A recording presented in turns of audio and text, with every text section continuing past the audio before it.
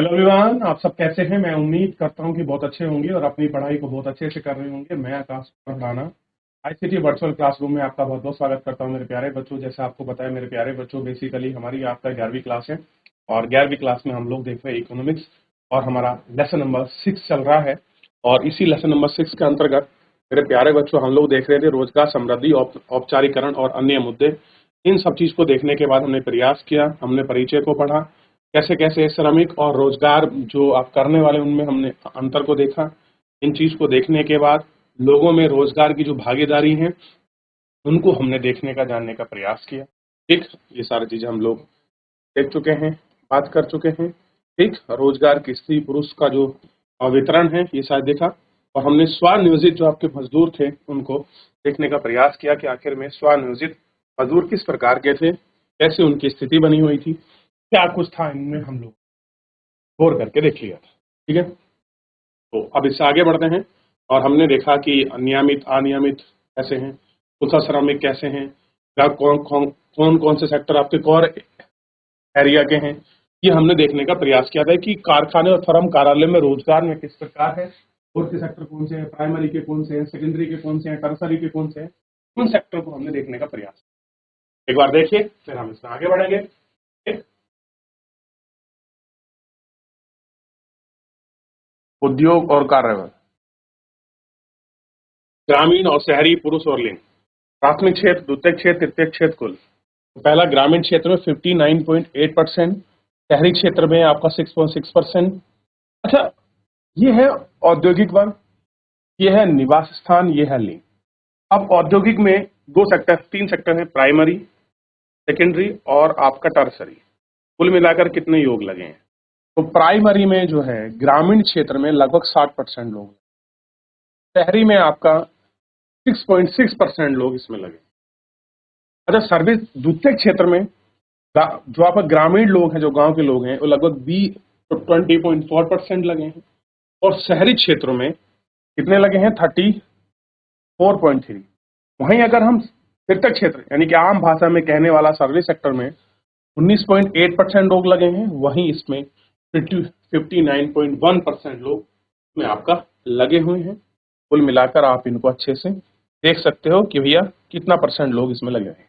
तो प्राइमरी में इतना लोग लगे हुए हैं। ये ग्रामीण और शहरी क्षेत्रों की। उधर अगर हम देखें ग्रामीण क्षेत्र में, शहरी क्षेत्र में महिला पुरुष कितने लगे हैं प्राइमरी क्षेत्र, तो इसमें कोई शहरी और ग्रामीण का लिंग में कोई अंतर नहीं है, लेकिन खाली बताया है कि परसेंटेज में कितना है। तो आप देखेंगे तो लगभग 40%, 41%, आपका 57.1%।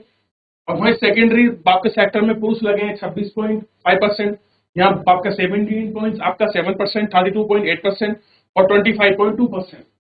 ठीक, इस तरीके से 100 और ये पूरी स्थिति 44.6, 24.4, 31.1, इस तरीके से ये सारे लोग आपस में लगे हुए हैं। और आप इनको बहुत अच्छे से आपका देख सकते हैं, बात भी कर सकते हैं। ठीक है, नहीं ये आप देख लीजिए। चलिए, ये सेक्टर है, यानी कि प्राइमरी क्षेत्र में कृषि में ग्रामीण लोग ज्यादा लगे हैं, विनिर्माण में कम लगे हैं और सर्विस सेक्टर में और भी कम। अब वहीं अगर आप शहरी क्षेत्र में देखो तो सबसे ज्यादा शहर के लोग सर्विस सेक्टर में लगे हैं, वहीं सबसे ज्यादा लोग ग्रामीण क्षेत्र के एग्रीकल्चर। डाटा दिखाया जाता है, कोई आपसे पूछ ले या हमारे सामने क्वेश्चन बन जाए। अब मान लीजिए मैं आपसे पूछता हूं कि प्राथमिक क्षेत्र में ग्रामीण लोग ज्यादा निर्भर हैं या शहरी, तो हम कहेंगे ग्रामीण लोग। वहीं हम कहें कि सर्विस सेक्टर में ग्रामीण लोग ज्यादा निर्भर हैं आपका सर्विस सेक्टर में या शहरी, तो हम कहेंगे शहरी। अंतर दिखता है, एक्टिविटी है, नहीं वो लोग हैं जो उनसे जुड़े उत्पाद हैं उनको करते हैं, उनको बेचते हैं, वो लोग इसमें। मैन्युफैक्चरिंग में शहर में लोग ज्यादा हैं, गांव में कम है, क्या आप इस पर देख सकते हैं। अब देखिए, जहां अधिकांश लोग सेवा सेक्टर में कार्यरत हो, यानी कि जहां के लोग आपका सर्विस सेक्टर में ज्यादा लगे होते हैं, कार्यरत हैं, 60% शहरी क्षेत्र में श्रमिक हैं।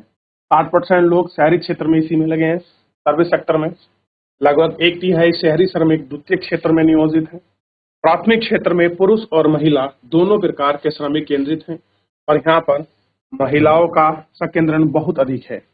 इस प्राथमिक क्षेत्र में लगभग 57% महिलाएं हैं, जबकि इस क्षेत्र में काम कर रहे पुरुषों की संख्या आधे से कम है। पुरुषों को द्वितीयक और सेवा क्षेत्र में ही रोजगार के अवसर प्राप्त होते हैं। कैसे हैं? इसी क्षेत्र में लोगों को रोजगार है वो प्राप्त होते हैं। समृद्धि एवं परिवर्तनशील रोजगार की संरचना अध्याय 2 और 3 में विस्तार से नियोजन रणनीति के बारे में पढ़ा था। हम इनके बारे में पढ़ेंगे।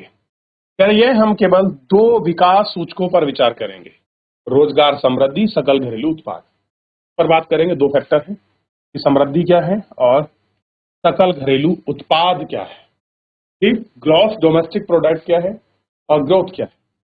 लगभग 70 वर्षों से आपका चल रहे योजनाबद्ध विकास का ध्येय राष्ट्रीय उत्पाद और रोजगार की समृद्धि के माध्यम से अर्थव्यवस्था का प्रयास रहा है। 1960 और 2010 की अवधि में भारत में सकल घरेलू उत्पाद में सकारात्मक वृद्धि आई है और यह वृद्धि रोजगार की दर से अधिक रही।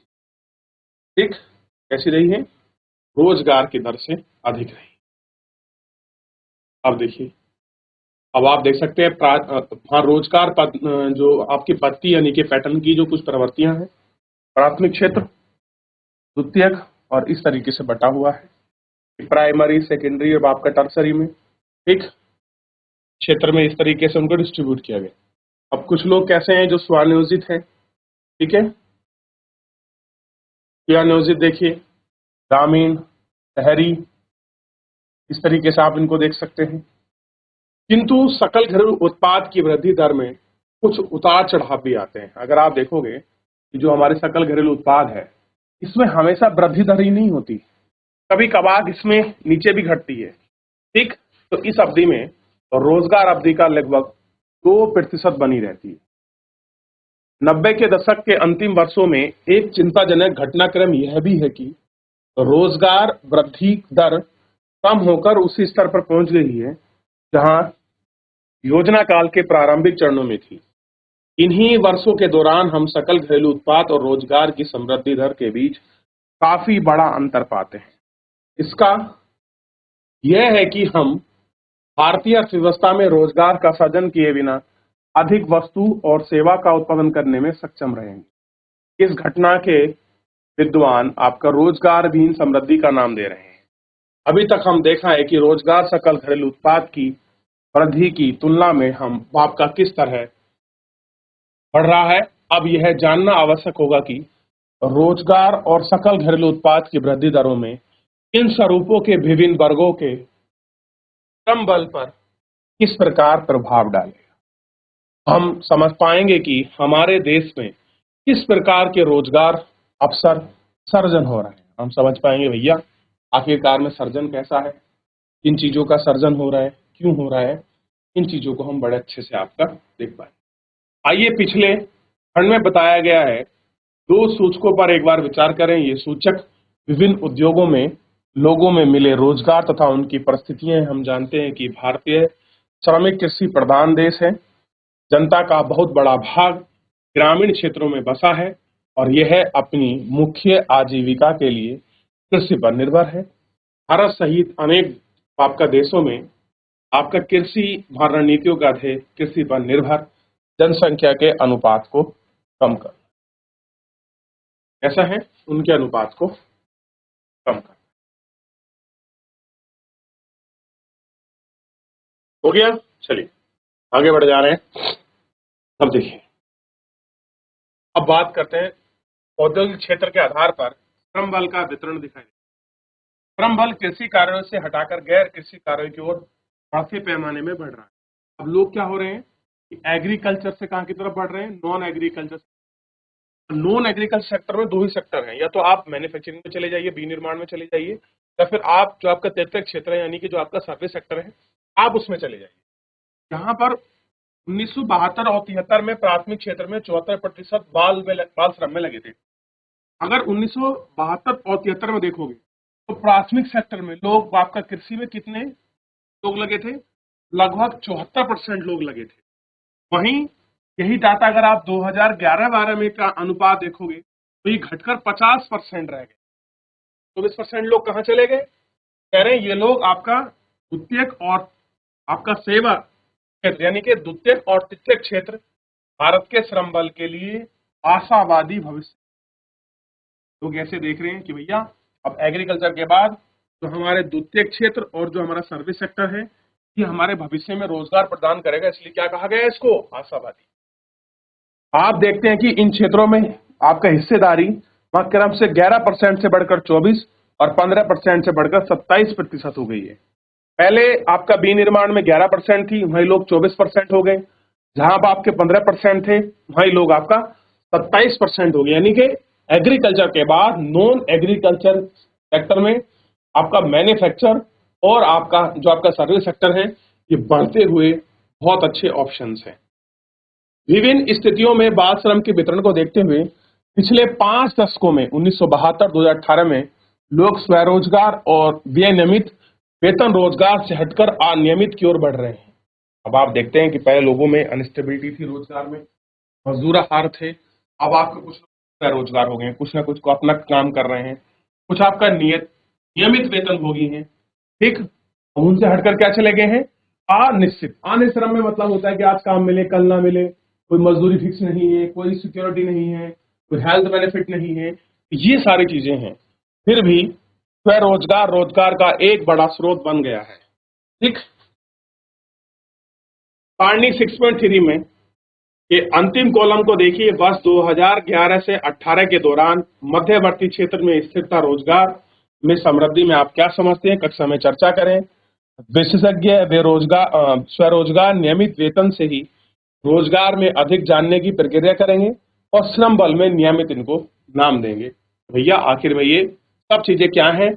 और रोजगार की दशा बहुत नाजुक होती जा रही है। आप देख रहे हैं रोजगार जो बेरोजगार है उनकी संख्या बढ़ रही है, काम कम है, कामगार ज्यादा है, मशीन प्रयोग कर रहे हैं, वेतन इतना नहीं है। ठीक, 6.2 में वर्णित अहमदाबाद में विशेष अध्ययन देखिए और आप इस बीच 2017-18 में नियमित वेतनभोगी कर्मचारी के हिस्से के माध्यम से वृद्धि को देखिए और आप देखेंगे ये सब कैसे समझ पाएंगे। ये सारी चीजें हैं। ठीक है, देख लिया? चलिए देख लिया, आगे बढ़े। अच्छा, कोई डाउट, कोई क्वेरी किसी बच्चे का?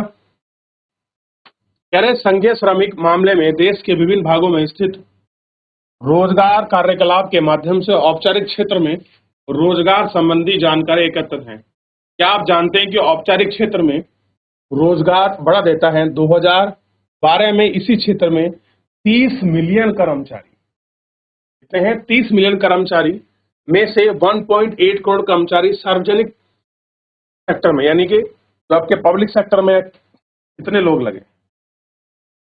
यहां भी पुरुषों का ही वर्चस्व है। महिला औपचारिक क्षेत्र में केवल 1/16 यानी कि 1/16 हिस्सा है।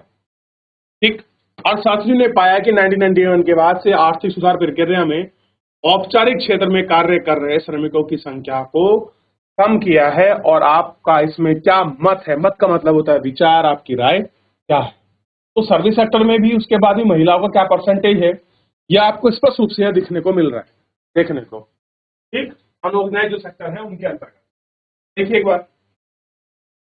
चलिए देख लिया, तो इतना हम लोग आपका देख चुके हैं। और देखिए सड़क किनारे दुकानदारी और क्षेत्र में बढ़ती विविधता। अब आप देखते हैं कि बहुत सारे मार्केट लगते हैं जो हम जिनको हट्स वगैरह लोकल फूड के रूप में बेचते हैं।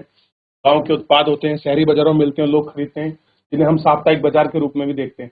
ऐसा होता है ना, बहुत सारे बाजार आपके साप्ताहिक रूप में भी लगते हैं। ठीक है, और इनको हम बहुत अच्छे से आपका देख ले सकते हैं। क्लियर है? चलिए देख लिया। चलिए, पीछे कोई डाउट, कोई क्वेरी किसी प्रकार का?